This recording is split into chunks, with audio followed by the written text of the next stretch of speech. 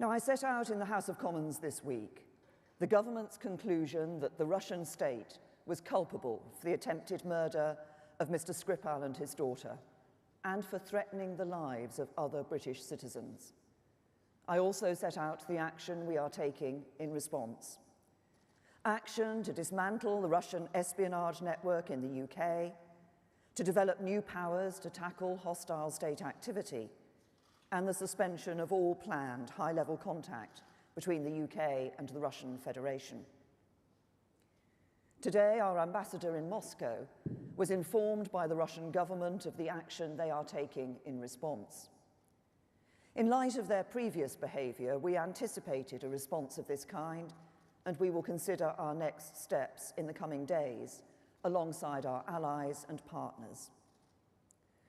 But Russia's response doesn't change the facts of the matter: the attempted assassination of 2 people on British soil, for which there is no alternative conclusion other than that the Russian state was culpable. It is Russia that is in flagrant breach of international law and the Chemical Weapons Convention. I repeat today that we have no disagreement with the Russian people.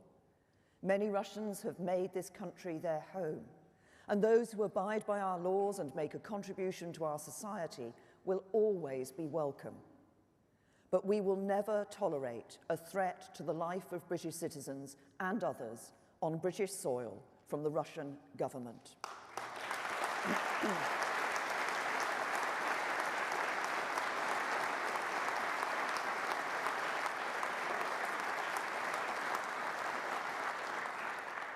We can be reassured by the strong support we have received from our friends and allies around the world, from the United States, NATO and the European Union, from our UN and Commonwealth partners.